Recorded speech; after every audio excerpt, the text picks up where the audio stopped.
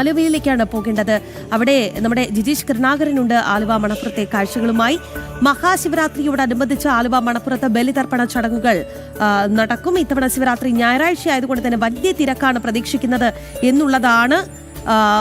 പുലർച്ചെ മുതൽ പിതൃതർപ്പണ ചടങ്ങുകൾ ആരംഭിച്ചു. ഇന്നാണ് ഏറ്റവും ഒടുവിലായി ലഭിക്കുന്ന വിവരങ്ങൾ. ദീപശോഭയിലാണ് മണപ്പുറത്തെ മഹാദേവ ക്ഷേത്രം.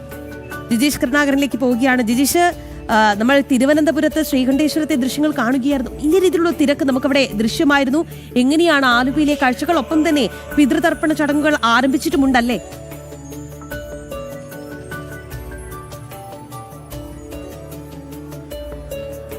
രാഗി, ഇന്ന് പുലർച്ചെ മുതൽ തന്നെ ആലുവ മണപ്പുറത്ത് പിതൃതർപ്പണ ചടങ്ങുകൾ ആരംഭിച്ചു.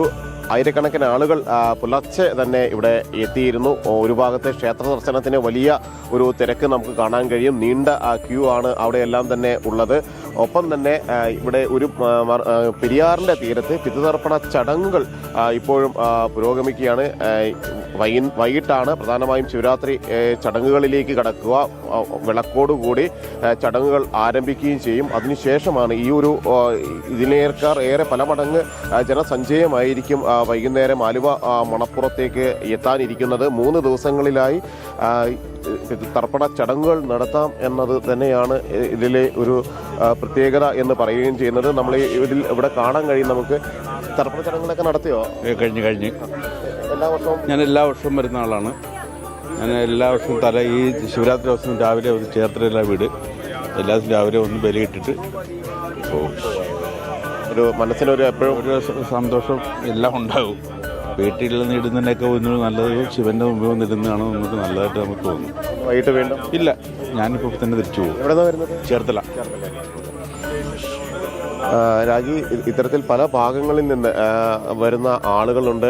സമീപ ജില്ലകളിൽ നിന്നടക്കം എത്തുന്ന ആളുകളുണ്ട്. അവരെല്ലാവരും തന്നെ ഈ ചടങ്ങുകൾ പിതൃതർപ്പണ ചടങ്ങുകളിൽ പങ്കെടുക്കുന്ന ഇത് നമുക്ക് കാണാൻ കഴിയും. അവരെ സംബന്ധിച്ചിടത്തോളം എല്ലാം തന്നെ ഒരു വലിയ പുണ്യം ചെയ്ത അതിൻ്റെ ഭാഗമായ അതിനാണ്. നടത്തിയോ തർപ്പണ ചടങ്ങുകളെല്ലാം? ചടങ്ങുകൾ നടത്തി. ഞങ്ങൾ കണ്ടശാടവ് കാരമുക്ക് കണ്ടശാടവ്. എത്ര മണിക്ക്? ഞങ്ങൾ പുലർച്ചെ ഒരു 6 മണിക്ക് എത്തി. എല്ലാ വർഷം ഇപ്പൊ അടുപ്പിച്ച് ഞങ്ങളുടെ തറവാട്ടമ്പലത്തിലും കൂടി പോകാനായിട്ടേ. അപ്പൊ അങ്ങനെ വരൂ. ഇവിടെ ഇല്ല, സ്ഥിരം വരാറില്ല. അവിടേക്ക് വരാറുള്ളൂ. ഇല്ല ഇല്ല ഇല്ല ഇല്ല ഞങ്ങളിപ്പോ തന്നെ പോകും. തറവാട്ടമ്പലത്തിൽ പോകും, കോട്ടുവള്ളിക്കാവിൽ പോകും. കുറച്ചധികം ആൾക്കാരുണ്ട്. രാജി, നമ്മൾ നേരത്തെ പറഞ്ഞതുപോലെ തന്നെ അവരെ സംബന്ധിച്ചിടത്തോളം എല്ലാം തന്നെ എല്ലാ വർഷവും ഇത്തരം ചടങ്ങുകളുടെ ഭാഗമായി മാറുന്ന ആളുകളാണ്. പിതൃതർപ്പണ പുണ്യം തേടിയാണ് അവരെല്ലാവരും തന്നെ മടങ്ങുന്നത്. മറുഭാഗത്ത് മണപ്പുറത്തെ ക്ഷേത്രത്തിൽ ഇപ്പോഴും വലിയ ഒരു തിരക്ക് നമുക്ക് നീണ്ട ക്യൂ കാണാൻ കഴിയും. 116 ബലിത്തറകളാണ് ഇതുപോലെ പല ഭാഗങ്ങളിലായി വന്നിട്ടുള്ളത്. അതിൽ ഏതാനും ബലിത്തറകൾ മാത്രമാണ് പൂർണ്ണമായും ഇപ്പോൾ പിതൃതർപ്പണ ചടങ്ങുകൾ ആരംഭിച്ചിരിക്കുന്നത്. രാത്രിയോടെ, അതായത് 10,000-കണക്കിന് ഭക്തർ ഒഴുകിയെത്തുന്ന വൈകിട്ടോടുകൂടി തന്നെ വലിയ തിരക്കുകളിലേക്ക് വരികയും ചെയ്യും. ഇത്തരത്തിൽ വിശ്വാസികളെ സംബന്ധിച്ചിടത്തോളം വലിയ ഒരു ചടങ്ങുകൾ തന്നെയാണ്. കഴിഞ്ഞ തർപ്പണമൊക്കെ നടത്തിയോ? ബലിതർപ്പണ ചടങ്ങുകളൊക്കെ നടത്തിയോ? ഇല്ല, വന്നോളൂ. ആണോ? എവിടെന്നാ വരുന്നത്? ഞങ്ങളിവിടെ അടുത്ത് തന്നെ, കുന്നത്തേരി. വൈകിട്ട് ഉണ്ടാവോ? വൈകിട്ട് വരുന്നുണ്ടോ? വൈകിട്ട് ആണോ? എല്ലാ സമയത്താണ് വരാറ്? എങ്ങനെ ഇത്തരം ചടങ്ങുകളുടെ ഭാഗമാകുമ്പോൾ എന്താണ് മനസ്സിൽ? ഞാൻ കൂടെ വന്നതാണ്, അമ്മയുടെ കൂടെ വരാറുള്ളതാണ്. എല്ലാ വർഷവും വരാറുള്ളതാണ്. അതെ, ശിവഭഗവാനെ കാണാൻ വരാറുള്ളതാണ്. ഞങ്ങളിവിടെയുള്ള ആൾക്കാർ തന്നെ, അവിടെ അടുത്തുള്ള ആലുവക്കാർ തന്നെ. രാഗി, ഒരേ സമയം ആലുവക്കാർ അവരെ സംബന്ധിച്ചിടത്തോളം ഒരു പുണ്യസ്ഥലത്ത് ജന്മമെടുക്കാൻ കഴിഞ്ഞു. ആ പുണ്യ ചടങ്ങുകളുടെ ഭാഗമാകാൻ കൃത്യമായി എത്താൻ കഴിയുന്നു. അതുപോലെ തന്നെയാണ് മറ്റ് പല സ്ഥലങ്ങളിൽ നിന്ന് വരുന്ന ആളുകളെ സംബന്ധിച്ചെല്ലാം തന്നെ ഉള്ളത്.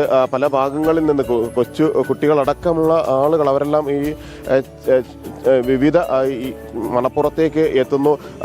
പുണ്യ ദർശനത്തിന് ശിവഭഗവാന്റെ ദർശനത്തിന് ശേഷം മടങ്ങുകയും ചെയ്യുന്നു. ക്ഷേത്ര ദർശനത്തിന് ശേഷം മടങ്ങുന്നു. അങ്ങനെ എത്രയോ ആളുകൾ ഈ ഒരു തിരക്കല്ല. ആലുവ ശിവരാത്രി മണപ്പുറം എന്ന് പറഞ്ഞാൽ സൂചി കുത്താൻ ഇടമില്ലാത്ത വിധം ഭക്തലക്ഷങ്ങൾ നിറയുന്ന ആ ഒരു സ്ഥലം തന്നെയാണ്. കാരണം ഇന്ന് ബലിതർപ്പണ ചടങ്ങുകൾ കൃത്യമായി അത് ഉച്ചയ്ക്ക് ശേഷമാണ് ആരംഭിക്കേണ്ടത് എന്നതുകൊണ്ട് തന്നെ ആ സമയത്തായിരിക്കും ഏറ്റവും അധികം തിരക്കുണ്ടാവുക. ഉറക്കം വിളിച്ച് ആളുകൾ ഇവിടേക്ക് എത്തുന്നത്. നമുക്കറിയാം, ഇന്ന് വ്രതം നോറ്റ് ശിവഭഗവാനെ മാത്രം മനസ്സിൽ കരുതി ഓം നമഃ ശിവായ ചൊല്ലിക്കൊണ്ട് ഈ ദിവസം കടന്നു പോകുമെന്നുള്ളതാണ് ശിവ